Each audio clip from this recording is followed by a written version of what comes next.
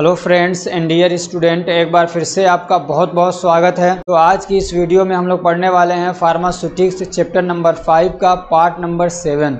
इससे पहले इसके 6 पार्ट्स अपलोड हो चुके हैं। अगर आपने उनको नहीं देखा है तो पहले आप उनको देख लीजिए, उसके बाद आप इस पार्ट को देखेंगे तो आपको सारी बातें अच्छे से समझ में आएंगी। उन पार्ट्स की लिंक आपको या तो डिस्क्रिप्शन में मिल जाएगी या आप प्लेलिस्ट से जाके उनको देख सकते हैं। तो आज की इस वीडियो में हम लोग पढ़ेंगे स्टेराइल फॉर्मुलेशंस, आई प्रिपरेशंस और इम्यूनोलॉजिकल प्रोडक्ट्स। तो चलिए शुरू करते हैं। तो स्टेराइल फॉर्मुलेशन क्या होते हैं? स्टेराइल फॉर्मुलेशंस या प्रोडक्ट्स वो प्रोडक्ट होते हैं या वो फॉर्मुलेशन होते हैं जो कि स्टेरिलाइजेशन प्रोसेस से गुजरते हैं। अब ये स्टेरिलाइजेशन प्रोसेस क्या है? ये एक ऐसा प्रोसेस होता है जिसके ज़रिए से हम लोग किसी भी प्रोडक्ट के अंदर से माइक्रो ऑर्गेनिज्म को या उनके ज़रिए से रिलीज़ किया हुआ कोई केमिकल सब्सटेंस है जिसको हम लोग पाइरोजन बोलते हैं, ठीक है। तो जिसके पाइरोजन बोलते हैं तो वो प्रोडक्ट जिसके अंदर से हम लोग माइक्रो ऑर्गेनिज्म को निकाल देते हैं, पाइरोजन को निकाल देते हैं, कोई डस्ट पार्टिकल है उसको निकाल देते हैं, कोई एंटीजन है उसको निकाल देते हैं, यानी कोई भी मतलब अनवांटेड चीज़ उसके अंदर नहीं रहती है, सिर्फ दवा है। और दवा के साथ में हमने जो मिलाया है, जो एडिटिव्स वगैरह हैं या जो क्या कहते हैं फार्मास्यूटिकल एड्स वगैरह हैं या प्रिजर्वेटिव्स वगैरह हैं, वही रहती हैं। बाकी सारी चीज़ों को, अनवांटेड चीज़ों को निकाल दिया जाता है, या आप कह सकते हैं कि इम्प्योरिटीज़ को निकाल दिया जाता है, कंटामिनेशन को बिल्कुल दूर कर दिया जाता है। तो ऐसे प्रोसेस को हम लोग बोलते हैं स्टेरिलाइजेशन। और इस प्रोसेस से गुजर के जो प्रोडक्ट बनता है उसको बोलते हैं स्टेराइल प्रोडक्ट। अब इसमें कौन से प्रोडक्ट आते हैं? तो खास तौर से वो प्रोडक्ट स्टेराइल प्रोडक्ट होते हैं जिसको हम लोग आईवी रूट से देते हैं, या आप ये कह सकते हैं कि इंजेक्शन के थ्रू या इन्फ्यूज़न के थ्रू, या इनको हम लोग बॉडी के अंदर कहीं पे इम्प्लांट कर देते हैं, बॉडी के अंदर डाल देते हैं, इंसर्ट करते हैं। तो ये जो प्रोडक्ट्स होते हैं वो स्टेराइल में आते हैं। तो आप इसमें एक आ जाएगा आपका इंजेक्टेबल, यानी जिसको हम लोग इंजेक्ट करते हैं बॉडी के अंदर, और दूसरे आ जाते हैं इसके अंदर आई ड्रॉप, ठीक है ना। आई ड्रॉप भी जो होते हैं वो भी स्टेराइल प्रोडक्ट होते हैं। और ये सारा इसलिए होता है ताकि बॉडी के अंदर कोई इन्फेक्शन ना हो जाए, समझ रहे हैं ना। कोई क्या है, बॉडी के अंदर कोई इन्फेक्शन ना हो, बॉडी के अंदर कोई इंटरेक्शन वगैरह ना हो जाए अनवांटेड चीज़ों की वजह से। इसलिए उन दवाओं को बहुत सावधानी से और बहुत अच्छी तरीके से स्टेराइल किया जाता है। अब इसके लिए अलग अलग प्रोसेस यूज़ किए जाते हैं, जैसे कि फिल्ट्रेशन एक प्रोसेस है, उसको भी अप्लाई किया जाता है। कई बार हीट अप्लाई किया जाता है, जैसे कि ऑटोक्लेव आता है, ठीक है ना। एक ऑटोक्लेविंग सिस्टम है, उसमें स्टीम के ज़रिए से गर्म भाप जो है उसके ज़रिए से माइक्रो ऑर्गेनिज्म वगैरह को डिस्ट्रॉय किया जाता है। तो और भी तरीके हो सकते हैं। मान लीजिए कोई ग्लास वेयर है, या जिस शीशे के अंदर, जिस पैकेट यानी जिस ग्लास के अंदर या जिस बॉटल के अंदर या जिस वायल के अंदर, जिस इम्प्यूल के अंदर कोई दवा हम लोग रख रहे हैं तो उसको भी स्टेराइल किया जाता है। तो उसको मान लीजिए हीट दे के हम लोग स्टेराइल कर ले रहे हैं, ठीक है ना। तो जैसी जो चीज़ है उसको मतलब उसके हिसाब से हम लोग स्टेराइल करते हैं ताकि उसको नुकसान ना पहुँचे। मान लीजिए कुछ चीज़ें ऐसी होती हैं जो मतलब हीट सेंसिटिव होती हैं, हीट के कांटेक्ट में आने से ख़राब हो जाती हैं, तो उसके लिए अलग तरीका यूज़ करते हैं। उसके लिए प्रेशर को कम कर दिया जाता है, समझे। तो अलग अलग तरीके हैं जो भी हो। तो मतलब स्टेराइल आपको समझ में आ गया होगा, स्टेरिलाइजेशन प्रोसेस क्या है वो समझ गए होंगे, ठीक है। और किन के लिए किया जाता है वो भी आपको मालूम हो गया। अब इंजेक्टेबल्स क्या होते हैं? तो इंजेक्टेबल किसको बोलते हैं ये टॉपिक आपके सिलेबस में दे रखा है, ठीक है ना। तो according to IP, Indian pharmacopoeia के according parenteral products are injectable formulation, ठीक है ना। अगर पूछे कि इंजेक्टेबल फॉर्मुलेशन क्या है तो आप क्या बताएंगे कि अकॉर्डिंग टू अगर लिखेंगे ना आईपी। अगर एक बात ध्यान रखना, जब भी आप कोई आंसर लिखते हो ना, अगर उसमें रेफरेंस दे के आप बात लिखते हो तो आपके बात का वजन बढ़ जाता है, वैल्यू बढ़ जाती है, समझ रहे हैं ना। ये समझा जाता है कि ये बच्चा मतलब बहुत अच्छे से पढ़ के आया है। तो आईपी के अकॉर्डिंग जो पेरेंटल प्रोडक्ट्स हैं हमारे, ठीक है ना, पेरेंटल प्रोडक्ट्स जो होते हैं उन्हीं को इंजेक्टेबल फॉर्मुलेशन कहा जाता है। अब ये पेरेंटल क्या है? तो पेरेंटल प्रोडक्ट वो होते हैं जो पेरेंटल रूट से दिए जाते हैं, ठीक है ना। अब पेरेंटल रूट में क्या आते हैं? तो ये जो हमारा एक लोकल है, लोकल छोड़ दीजिए, और जो ओरल रूट है उसको छोड़ के समझ लीजिए जितने भी रूट्स हैं ना वो सब क्या होते हैं? पेरेंटल में आ जाते हैं। जैसे कि आँख के रास्ते से दे रहे हैं, इंजेक्शन लगा रहे हैं, आईवी फ्लूइड के ज़रिए से कोई दवा दे रहे हैं, इन्फ्यूज़न कर रहे हैं, समझ रहे हैं ना, या क्या कहते हैं इम्प्लांटेशन कर रहे हैं या इंसर्शन कर रहे हैं, ठीक है। तो सारे किस में आ जाते हैं? इंजेक्टेबल में आ जाते हैं या पेरेंटल में आ जाते हैं, ठीक। अब क्लासिफिकेशन अगर देख लें तो लिक्विड भी हो सकता है, ठीक है ना, ये जो इंजेक्टेबल्स हैं, ठीक है, या जो पेरेंटल प्रोडक्ट्स हैं वो लिक्विड भी हो सकते हैं, पाउडर भी हो सकते हैं, ठीक है ना। पाउडर आते हैं अलग से, उनका क्या कहते हैं, लिक्विड आता है, फ्लूइड आता है जिसमें उसको घोल दिया जाता है, ठीक है ना। बहुत सारे वैक्सीन भी आते हैं इस टाइप के। ऐसे इमल्शन भी हो सकता है इंजेक्टेबल में, सस्पेंशन भी हो सकता है, और क्या है इन्फ्यूज़न, ये इन्फ्यूज़न फ्लूइड्स जो आते हैं जैसे कि NS, DNS और ग्लूकोज D5, D10 बहुत सारे आते हैं, ठीक है ना। वैक्सीन भी आते हैं, ऐसे PCM के नाम से चलता है, पैरासीटामोल, ठीक है। तो ये जो भी आते हैं पेरेंटल रूट से जो दिए जाते हैं तो वो क्या कहते हैं, मतलब तो उन सबको हम लोग इंजेक्टेबल फॉर्मुलेशन बोल सकते हैं या बोले जाते हैं। अब जो क्या कहते हैं हमारा पेरेंटल प्रिपरेशंस होते हैं उसमें अलग अलग टाइप की मतलब दवाएं बनाई जाती है, जैसे कि उसमें एंटीबायोटिक्स आ जाते हैं। अब इनके डेफिनेशन क्या है ये सब आप फार्मास्यूटिकल केमिस्ट्री में पढ़ेंगे, ठीक है। एंटीपायरेटिक्स यानी जो बुखार को ठीक करने के लिए यूज़ होते हैं, एनाल्जेसिक दर्द को ठीक करने वाली, एंटी एलर्जिक होती हैं जो एलर्जिक कंडीशन होती है उसमें दी जाती हैं, एनेस्थेटिक जो सुन्न करने के लिए दी जाती हैं, ठीक है ना, एनेस्थेसिया। उसके बाद क्या है एंटी हाइपरटेंसिव, ये बहुत इंपॉर्टेंट क्लासिफिकेशन भी है फार्मास्यूटिकल केमिस्ट्री के अंदर, यानी हाई ब्लड प्रेशर को ठीक करने के लिए जो दवाएं दी जाती हैं वो भी पेरेंटल रूट से दी जाती हैं, वो भी आ सकती हैं। डायूरेटिक्स भी आते हैं, ठीक है। अब ये एडवांटेज क्या है पेरेंटल के, ये आप पीछे भी पढ़ चुके होंगे कि इंजेक्शन या पेरेंटल प्रोडक्ट के एडवांटेज क्या है। अगर नहीं पढ़ा तो एक बार देख लीजिए। इनका क्या होता है, they show rapid onset of action. Rapid तो आप जानते हैं मतलब तुरंत, जल्दी, फास्ट। ऑनसेट ऑफ एक्शन का क्या मतलब होता है, तो ऑनसेट का मतलब होता है किसी भी चीज़ की बिगिनिंग होना। ऑनसेट का मतलब बिगिनिंग, तो एक्शन की शुरुआत, ठीक है ना। एक्शन की शुरुआत या बिगिनिंग क्या होती है, बड़ी फास्ट होती है पेरेंटल प्रोडक्ट के अंदर। यानी जब पेरेंटल रूट से दवा दी जाती है तो उसका एक्शन तुरंत से शो होना शुरू हो जाता है। तो ऑनसेट का मतलब होता है शुरू हो जाना, बिगिनिंग, ठीक है ना, बिगिन होना। तो क्या कहते हैं जो पेरेंटल प्रोडक्ट होते हैं तो इसमें क्या होता है कि बहुत सारे जो प्रोसेस हैं उसमें ये जो पेरेंटल प्रोडक्ट होते हैं उससे नहीं गुजरते हैं। जैसे कि आप टेबलेट खाते हैं तो उसमें जाके वो डिसइंटीग्रेट होगा, फिर डिजोल्व होता है, फिर एब्जॉर्ब होता है, फिर ब्लड में आता है, फिर अपना एक्शन शो करता है। अभी उसमें उससे पहले लीवर में जाता है, मेटाबॉलिज्म होता है, उसको बोलते हैं फर्स्ट पास मेटाबॉलिज्म। तो वो होने के बाद तब जाके कहीं वो काम करता है। लेकिन जब आप IV रूट से दवा देते हैं तो वो सारे प्रोसेस नहीं होते, इसलिए एक आध मिनट के अंदर ही एक्शन उसका शो होना शुरू हो जाता है। और इसके जरिए से जो दवा दी जाती है वो एक्यूरेट होती है, प्रिसाइज डोज में दवा दी जाती है। ऐसे they are suitable for in cooperative, या आप इसको कर लीजिए नॉन, ठीक है ना, नॉन कोऑपरेटिव। जो पेशेंट मतलब आपको कोऑपरेट नहीं कर रहे हैं, आपका साथ नहीं दे रहे हैं, यानी एक्सीडेंट हो गया, एक ऐसी कंडीशन में जो दवा खा नहीं सकते, आप उनको इंजेक्शन लगा देते हैं। ऐसे they are suitable for unconscious patient, ठीक है ना, जो पेशेंट बेहोश हैं उनके लिए ये अच्छा होता है। ऐसे they avoid first pass metabolism in liver, ये सब पढ़ चुके हैं, ठीक है ना। And so their bioavailability is 100%। ये सारे टॉपिक्स मैं डिस्कस कर चुका हूँ पीछे, इसलिए मैं इसमें अब दोबारा से इसको मैं एक्सप्लेन नहीं कर रहा हूँ। ऐसे क्या low amount of drug required in comparison to tablet and capsule. Tablet और कैप्सूल के मुकाबले में अगर हम पेरेंटल रूट से दवा देते हैं तो उसमें जो दवा का क्या कहते हैं डोज है वो कम ही ज़रूरत पड़ती है। अगर ये IV रूट से हम लोग अगर 200 दे रहे हैं और क्या कहते हैं ओरल रूट से 500 दे रहे हैं, समझो तकरीबन बराबर ही काम करेंगे वो। ये एक एग्जाम्पल है, समझ रहे हो ना। इसके डिसएडवांटेज क्या है, तो एक ट्रेंड आदमी चाहिए। हर आदमी तो नहीं कि अपना इंजेक्शन खुद से लगा लेगा, ठीक है ना। तो इस दवा के एडमिनिस्ट्रेशन के लिए एक आदमी चाहिए जिसको दवा सुई इंजेक्शन लगाना आता हो। ऐसे क्या कहते हैं दर्द भी होता है इंजेक्शन लगाने में, बहुत सारे लोग डरते हैं, भागते हैं, ठीक है ना। और क्या, इफ़ ओवरडोज और रॉन्ग डोज डिलीवर्ड, अगर मान लीजिए ओवरडोज हो गया, यानी खाना था 100 mg खा लिया, और मतलब क्या इंजेक्शन लगाना था 100 mg और लगा दी 200 mg, तो वो ओवरडोज हो गया।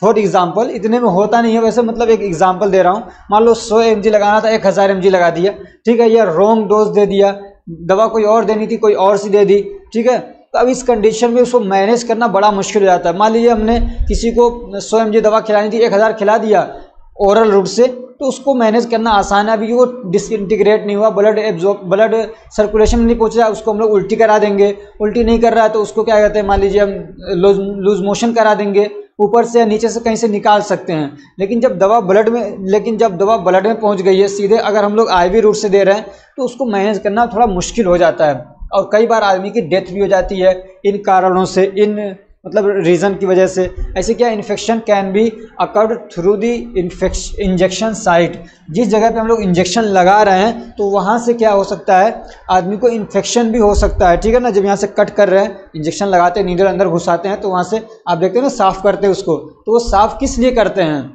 सुई लगाने के बाद या लगाने से पहले। बहुत सारे लोग ये समझते हैं, बहुत सारे पेशेंट, बल्कि बहुत सारे पढ़े लिखे लोग, नर्सें, फार्मासिस्ट यही समझते हैं कि वो खून को रोकने के लिए वो ऊपर से दवाई लगाई जाती है, सिल्वर नाइट्रेट या स्पिरिट जो भी है, ठीक है ना। तो वो खून को रोकने के लिए नहीं होता है, वो तो खून ब्लड की क्लोटिंग अपने आप होती है।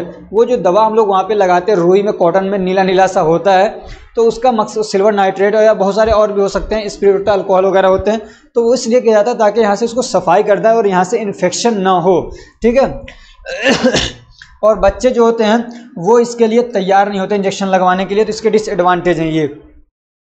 और कई बार ये टॉपिक पूछ लेता है कि मतलब पेरेंटल जो प्रिपरेशन होता है उसमें उसका कंपोनेंट्स क्या होते हैं। हालांकि सिलेबस में ऐसे पूछा नहीं है, लेकिन मतलब कई बार देखा कि मतलब क्वेश्चन ऐसे पूछा जा सकता है कि क्या कंपोनेंट्स उसके अंदर होते हैं। तो एक तो मेन इंग्रेडिएंट है जो एपीआई है, इसमें आप बढ़ा लेंगे, ठीक है ना, या 1 नंबर पे यहाँ पे कर लेंगे आप। एक तो मतलब क्या होता है, एपीआई जो होता है, जो मेन मतलब इंग्रेडिएंट है जो बीमारी को ठीक करने के लिए है, ठीक है। मान लीजिए पैरासीटामोल ही हो गया तो पीसीएम हो गया यहाँ पे, ठीक है। उसके बाद उसके अंदर एंटीऑक्सीडेंट वगैरह डाले जाते हैं ताकि उसका ऑक्सीडेशन वगैरह ना हो, तो उसके लिए एस्कॉर्बिक एसिड, एक आप वो एग्जांपल याद कर लीजिए, ठीक है ना। और क्या तो उसके चेलेटिंग एजेंट या केलेटिंग एजेंट भी बोलते हैं, केलेटिंग, ठीक है ना, किलेशन बोलते हैं। या क्लेटिंग एजेंट्स क्या होते हैं, तो ये कुछ ऐसे मतलब चीज़ें होती हैं जो कॉम्प्लेक्सेशन कर देती हैं, यानी जो दवा है ना उसके साथ में मिलकर ऐसा एक मतलब कॉम्बिनेशन बना लेती हैं या ऐसा रिएक्शन करती हैं कि दवा तो ख़राब नहीं होती, उसका जो इफेक्ट है वो सेम रहता है, लेकिन वो कॉम्प्लेक्स हो जाता है। मान लीजिए माइक्रो ऑर्गेनिज्म आ रहा है तो अब दवा को ख़राब नहीं कर पा रहा है वो, ठीक है ना, या ऑक्सीडेशन वगैरह हो रहा है तो उस पर इसका फ़र्क नहीं पड़ता है। इस तरीके से उसके साथ में जाके वो मतलब एक समझ लीजिए एक कॉम्बिनेशन बना लेते हैं। सपोज दैट ऐसे मान लीजिए कि मैं कमज़ोर सा हूँ, पतला दुबला सा हूँ, अब मैं जा रहा हूँ तो मुझे चोर डाकू आके क्या है, जो भी ये बदमाश लोग मुझे परेशान कर रहे हैं, मार सकते हैं, लेकिन मैंने अपने साथ में क्या है 1-2 लोगों को और मिला दिया। हालांकि वो मान लीजिए बहुत वो भी मजबूत नहीं है, लेकिन 2 लोग मेरे साथ चल रहे हैं अब, तो अब मुझसे ना चोर डाकू भी थोड़ा बहुत तो डरेंगे ही, उनका वो इफेक्ट अब मेरे ऊपर नहीं होगा, समझ रहे हैं। तो वो उन्होंने क्या किया, मेरे साथ एक कॉम्बिनेशन बना लिया। या आप ऐसे समझ लीजिए कि ये एक पेन है, इसको मैं तोड़ रहा हूँ तो तोड़ ले रहा हूँ आसानी से, लेकिन 2 और 3 और ऐसे ही एक साथ मैं कर लूँ, उसको तोड़ूँ तो नहीं टूटता है, क्योंकि एक कॉम्प्लेक्सेशन हो गया, समझ लीजिए। इसी तरीके से कुछ चीज़ें ऐसी होती हैं जो दवा के साथ में जाके कॉम्प्लेक्सेशन कर देती हैं, यानी उसके साथ में मिल जाती हैं, कुछ ऐसा रिएक्शन कर देती हैं कि वो चीज़ एकदम कॉम्प्लेक्स हो जाती है। अब उसको क्या है, उसको ख़राब करना आसान नहीं होता है किसी चीज़ के ज़रिए से। ऐसे एक बफर सॉल्यूशन होता है, बफर भी बोलते हैं। तो ये क्या करते हैं, ये जो मतलब कोई प्रोडक्ट है उसके पीएच लेवल को मेंटेन करके रखते हैं, यानी फ्लक्चुएशन नहीं होने देते हैं। मान लीजिए हमने कोई दवा बनाई है, उसका पीएच क्या है 6 है, सॉरी क्या है 6 से उसको हमने रखा है पीएच उसका, तो अब ये उसके अंदर बफर डाल देते हैं। तो मान लीजिए थोड़ा बहुत माइक्रो ऑर्गेनिज्मों की वजह से या कोई भी मतलब कारण की वजह से पीएच अगर चेंज होना रहता है तो ये बफर क्या करते हैं, उसको रोक देते हैं। मान लीजिए आप सिरप है, उसको खोल के आपने 2 ढक्कन पी लिया, उसको उसके अंदर ऑक्सीजन चला गया, अब वहाँ पे रिएक्शन हो के कार्बन डाइऑक्साइड जा रहा है और भी क्या माइक्रो ऑर्गेनिज्म वगैरह गए, तो उसके अंदर वो ना मतलब उसके पीएच को चेंज कर सकते हैं। लेकिन अगर हमने उसमें बफर मिला दिया तो थोड़ा बहुत पीएच अगर ऊपर नीचे होता है तो ये मेंटेन कर लेता है। अब इसका पूरा एक सिस्टम होता है, कभी बताऊंगा, ठीक है ना। तो पीएच क्या करते हैं उसके अंदर मिला देते हैं, जैसे कि एसेटिक एसिड हो गया, बेंजोइक एसिड हो गया। एक चीज़ और बता दूं, एसेटिक एसिड जो है ये अचार वगैरह जो बनते हैं ना, पिकल अचार जो बनते हैं तो वो ख़राब होने लगते हैं ना, तो इसलिए पहले से उसमें जो एसिड डाला जाता है वो क्या होता है, आपका बफर होता है। लोग जानते नहीं हो तो मतलब कहते हैं कि अचार वाला एसिड या क्या कहते हैं एसेटिक एसिड जानते हैं, लेकिन वो असल में अगर हम लोग उसको फार्मेसी की लैंग्वेज में देखें तो क्या होता है, बफर होता है एक तरीके से, जो कि मतलब पीएच को मेंटेन करके रखता है उसमें और उसको ख़राब होने से रोकता है। और क्या होता है, प्रिजर्वेशन। ये ऐसी चीज़ें होती है जो माइक्रो ऑर्गेनिज्म को मतलब क्या है तो उनके डेवलप होने को रोकती है, उनको ग्रोथ को रोकती हैं, ठीक है ना। जब माइक्रो ऑर्गेनिज्म डेवलप नहीं होंगे, उनका ग्रोथ नहीं होगा तो चीज़ें खराब भी नहीं होंगी। जैसे कि क्लोरोब्यूटेनॉल हो गया, एक आध एग्जाम्पल याद कर लीजिए सबका, ठीक है ना। अब एक टॉपिक है आई ड्रॉप्स। अब आई ड्रॉप हमने चूंकि पीछे पढ़ा है क्या, स्टेराइल फॉर्मुलेशन, तो उसी के अंडर ये भी आता है आई ड्रॉप भी, ठीक है ना। यानी ये भी जो आई के ड्रॉप्स बनते हैं या ऑइंटमेंट्स वगैरह बनते जो भी हैं, तो वो सब क्या होते हैं, स्टेराइल प्रोडक्ट्स होते हैं, ठीक है ना। Eye drops are sterile solution और सस्पेंशन, ठीक है ना। आई ड्रॉप्स क्या है, वो स्टेराइल सॉल्यूशन हो सकते हैं या सस्पेंशन हो सकते हैं, इमल्शन भी हो सकते हैं, ठीक है। That are dropped into eye by dropper, जिनको हम लोग क्या करते हैं, ड्रॉपर के जरिए से आई के अंदर डाल देते हैं, ड्रॉप कर देते हैं, ठीक है। या आप यहाँ पे ऑइंटमेंट भी बढ़ा लीजिए कि जिसको आंखों में लगा लिया जाता है, ऑइंटमेंट भी आता है, ठीक है ना। आई के ऑइंटमेंट्स भी आते हैं।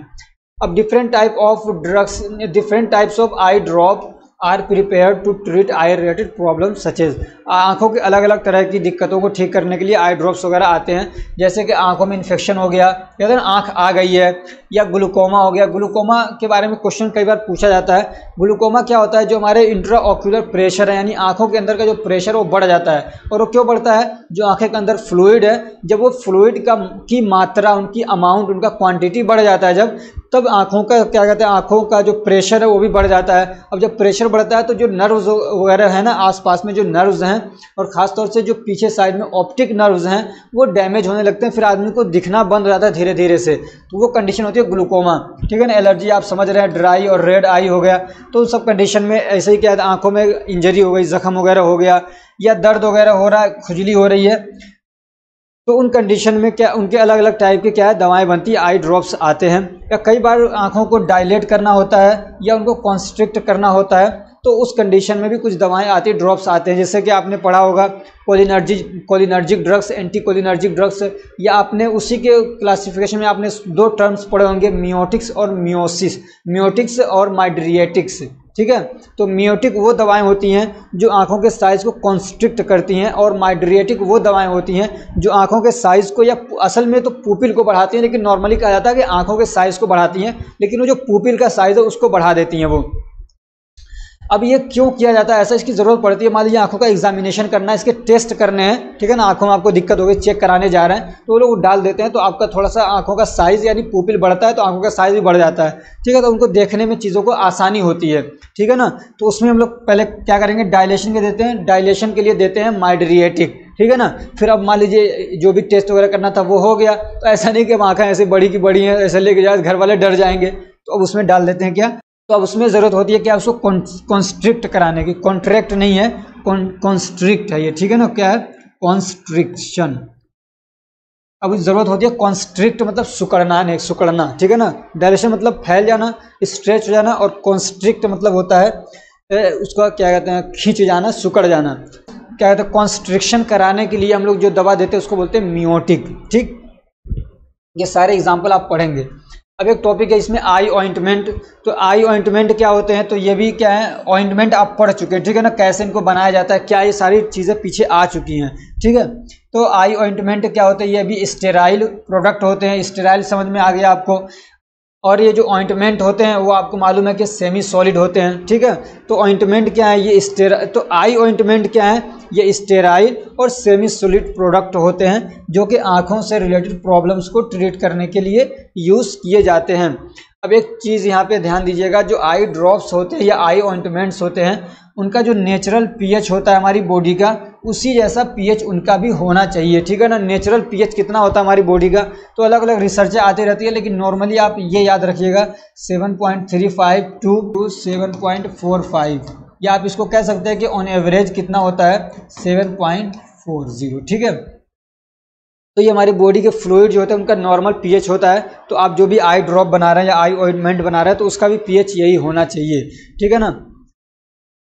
और क्या है, वो क्या कहते हैं, माइक्रो ऑर्गेनिज्म से उनको बचाया गया हो, ठीक है ना, वो स्टेराइल में आ गया कि क्या कहते हैं, फ्री फ्रॉम माइक्रो ऑर्गेनिज्म हो, और फ्री फ्रॉम पायरोजन होना चाहिए, और दूसरे और भी जो कंटामिनेशन है उनसे भी फ्री होना चाहिए, ठीक है। Use of eye ointment are just like to eye drop. तो जैसे मतलब अलग अलग पर्पस के लिए आई ड्रॉप से यूज़ होते हैं, ऐसे ही अलग अलग पर्पस के लिए आई ऑइंटमेंट्स भी यूज़ होते हैं, ठीक है ना। यानी मान लीजिए आंखों में दर्द है, उसको ठीक करने के लिए आई ड्रॉप दे रहे हैं, तो आंखों में दर्द को ठीक करने के लिए आई ऑइंटमेंट भी आ सकते हैं, ठीक है।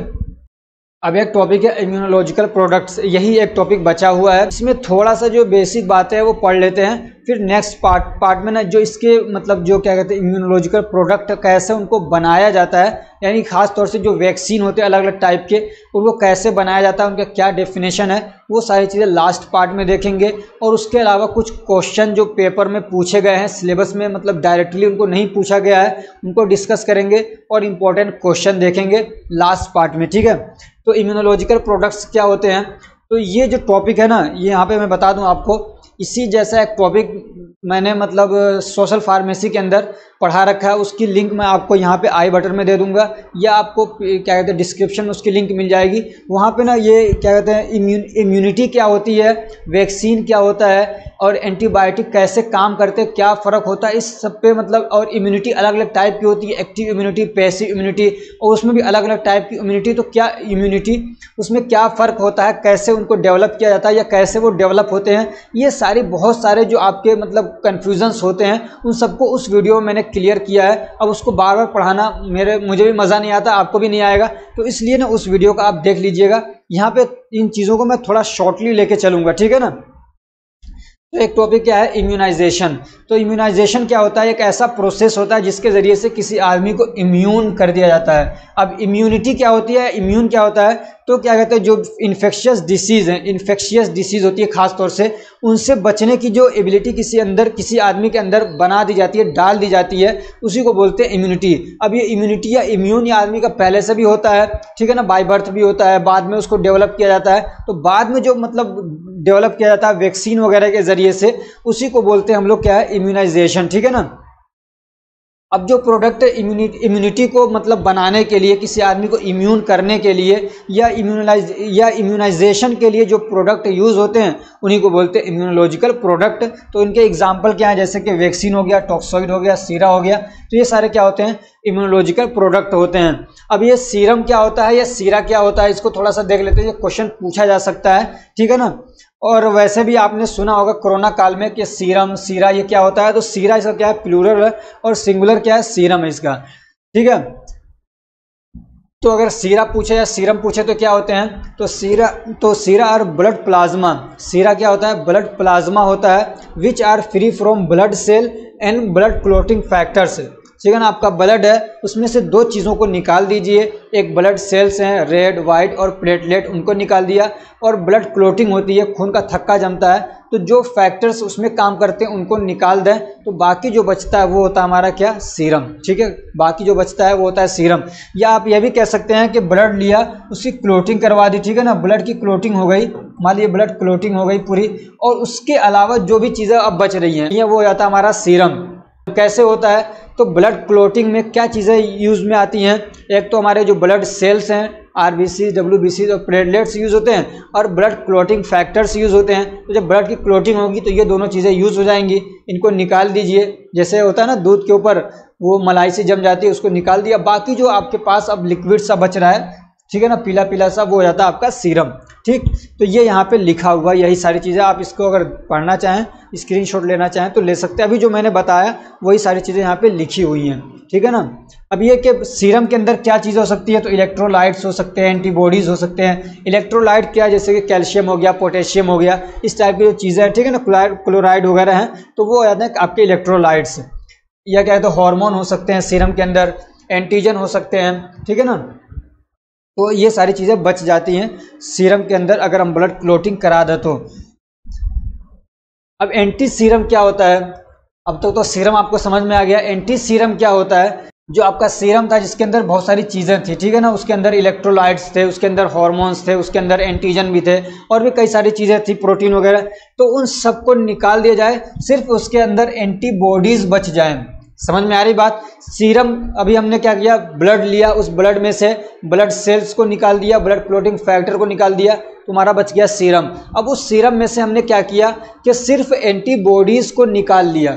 समझ में आ रही बात। या आप ये कह सकते हैं कि उस सीरम के अंदर से एंटीबॉडीज़ के अलावा जितनी चीज़ें थी उन सबको निकाल दिया, सिर्फ उस सीरा के अंदर या उस सीरम के अंदर सिर्फ एंटीबॉडीज़ बच गए हैं, तो अब उसको हम लोग क्या बोलते हैं, एंटी सीरम बोलते हैं। समझ में आ रही बात। अब एंटीबॉडीज़ क्या होते हैं, एंटीबॉडीज़, अब ये इसलिए कह रहा हूँ वो वाली वीडियो आप देखते तो आपको समझ में आ जाती सारी चीज़ें।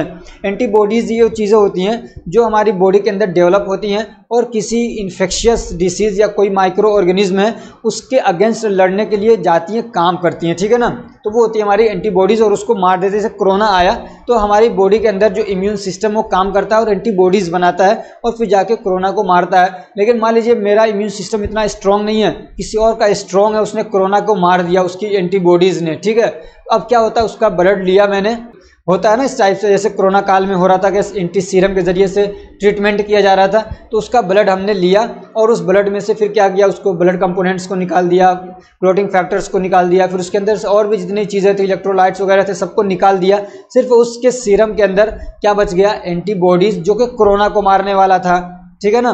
तो वो उसको हमने अपनी बॉडी में ले लिया, क्योंकि उसका भी एंटीजन सेम है, मेरा भी एंटीजन, यानी कोरोना, जो बाहर से आने वाली चीज़ें होती है उसको एंटीजन बोलते हैं, जो बीमारी वगैरह कॉज करते हैं, ठीक है ना। तो उसका भी कोरोना एंटीजन था, मेरा भी एंटीजन कोरोना है, तो अब उस कोरोना को मारने के लिए ये वाला एंटीबॉडी आके काम करता है, ठीक है ना। तो वो जो मतलब हमने उससे लिया, उसके ब्लड में से निकाल लिया ऐसा सीरम जिसके अंदर सिर्फ एंटीबॉडीज है किसी स्पेसिफिक एंटीजन के लिए, वो होता है हमारा एंटी सीरम, ठीक है। अब ये जो सीरम होता है, जो आपने सीरम पढ़ा, वो किस काम के लिए यूज़ होता है, तो वो टेस्टिंग वगैरह के लिए यूज़ होता है, ठीक है ना। ये मतलब एंटीबॉडीज़ देखने के लिए, एंटीजन, या ब्लड के अंदर किसी आदमी के ब्लड के अंदर कौन सा पैथोजन वगैरह है वो सब देखने के लिए यूज़ होता है। और जो एंटी सीरम होता है उसको हम लोग किस काम के लिए यूज़ करते हैं, ट्रीटमेंट के लिए या लेबोरेटरी टेस्ट के लिए यूज़ करते हैं। और ये जो एंटी सीरम होता है, ये हमको एक पैसिव इम्यूनिटी प्रोवाइड करता है, ये एक्टिव इम्यूनिटी नहीं देता है, बल्कि एक पैसिव इम्यूनिटी प्रोवाइड करता है आदमी को। अब ये एक्टिव क्या होता है, पैसिव क्या होता है, इसकी कई सारी मतलब डिटेल्स हैं, काफ़ी सारी, आप वाली वीडियो देखेंगे आपको समझ में आ जाएगी, ठीक है ना। अब क्या वैक्सीन क्या होते हैं, तो ये वैक्सीन भी क्या है, इम्यूनोलॉजिकल प्रोडक्ट्स होते हैं, ठीक है ना, जो हमारे इम्यूनिटी को बढ़ाते हैं, या आप कह सकते हैं कि ये ऐसे सब्सटेंस होते हैं जो कि यूज़ होते हैं टू इंड्यूस एक्टिव इम्यूनिटी, जो हमारी बॉडी के अंदर एक्टिव इम्यूनिटी को क्या कहते हैं, इंड्यूस करने के लिए, या वहाँ पे समझिए एक तरीके से मतलब पैदा करने के लिए, जन्म देने के लिए यूज़ होते हैं, उसको हम लोग बोलते हैं वैक्सीन। अब क्या है, अलग अलग टाइप के वैक्सीन यूज़ होते हैं अलग अलग क्या कहते हैं, बीमारियों से लड़ने के लिए, ठीक है ना। अब आप ये तो बहुत कॉमन सा, बच्चा छोटा सा रहता है तभी से उसको वैक्सीन लगा दिया जाता है, तो उसके अंदर एक तरीके से इम्यूनिटी पहले से ही बन जाती है, जैसे कि टीबी का लग गया, डिप्थेरिया का लग गया, मीजल्स का लग जाता है, मम्प्स का लग जाता है, रूबेला का वैक्सीन लग जाता है, अब तो कोरोना का भी हो सकता है लगने लग जाए बच्चों को, बहुत सारे लोगों को लगा है, ठीक है ना। पोलियो का वैक्सीन लगता है, टीबी का वैक्सीन लगता है, ठीक है। तो ये बहुत सारे वैक्सीन बच्चों को पहले लग जाते हैं, जिसको बोलते हैं टीका लगना, टीका, ठीक है ना। तो टीका क्या एक तरीके वैक्सीन है, तो आदमी के अंदर या बच्चे के अंदर एक इम्यूनिटी बन जाती है, ठीक है ना। अब जिस मतलब बीमारी से रोकना है उसका क्या कहते हैं, वैक्सीन लगा दिया जाता है। अगर टीबी का लगा दिया तो अब टीबी का अगर पैथोजन यानी माइकोबैक्टीरियम जो है वो अगर आ भी जाए तो पहले से उसके लिए क्या एक तरीके से एंटीबॉडीज़ बनी रहती है, उसको क्या करते हैं, मारने का काम करते हैं, ठीक है। इसकी पूरी डिटेल वाली वीडियो देखिएगा, आपको समझ में आएंगी सारी बातें। तो अलग अलग टाइप की क्या है वैक्सीन यूज़ होती हैं, अलग अलग मतलब पैथोजन के अगेंस्ट काम करने के लिए। और यही जो प्रोसेस है किसी आदमी के अंदर इम्यूनिटी को डेवलप करने की, उसी को बोलते हैं इम्यूनाइजेशन, ठीक है ना। पहले से किसी की इम्यूनिटी, उसको इम्यूनाइजेशन नहीं बोलते हो, तो उसको मतलब एक पहले से मिली हुई है, आर्टिफिशियल तरीके से यानी कि वैक्सीन के ज़रिए से, सीरम के ज़रिए से, टॉक्सोइड के ज़रिए से, किसी भी तरीके से आदमी के अंदर इम्यूनिटी को बनाया जा रहा है, बाद में उसको पैदा होने के बाद में, तो उसको हम लोग क्या बोलते हैं, बनाया जा रहा है, खुद से बन रहा नहीं, बनाया जा रहा है आर्टिफिशियली, उसको बोलते हैं इम्यूनाइजेशन। अब ये एक टॉपिक है ना, काफ़ी ज़्यादा इंपॉर्टेंट है, ये टॉपिक है आपके फार्मास्यूटिक्स में भी पूछा जा सकता है, और क्या कहते हैं सोशल फार्मेसी में भी पूछा जा सकता है कि types of vaccine in their manufacturing method, ठीक है ना। जो अलग अलग टाइप के वैक्सीन हैं और उनको कैसे बनाया जाता है, कैसे मैन्युफैक्चर किया जाता है, क्या उसके प्रोसेस हैं, उसके बारे में। तो ये काफ़ी एक लंबा टॉपिक है, अब वीडियो भी काफ़ी लंबी हो चुकी है, तो अब लास्ट पार्ट में हम लोग इसी को पढ़ेंगे, ठीक है ना। ये अलग अलग टाइप के वैक्सीन और उनके बनाने की विधि, ठीक है ना, उसको हम लोग पढ़ेंगे। अगर ये हमारी कोशिश आपको अच्छी लग रही है तो वीडियो को लाइक करिए, चैनल को सब्सक्राइब करिए और अपने फ्रेंड्स को भी शेयर करिए, ताकि वो भी इससे फ़ायदा उठा सकें। और अगर आपको नोट्स चाहिए तो आपको प्रोसीजर मालूम है, मेरे नंबर पे 100 रुपीज़ पे करके आप वो क्या कहते हैं स्क्रीनशॉट मुझे व्हाट्सएप पे भेज दीजिए, आपको क्या है नोट्स प्रोवाइड कर दिए जाएंगे सारे सब्जेक्ट के। और अगर अभी तक आपने नोटिफिकेशन का बटन नहीं दबाया है तो उसको दबा दीजिए। Thank you so much for watching.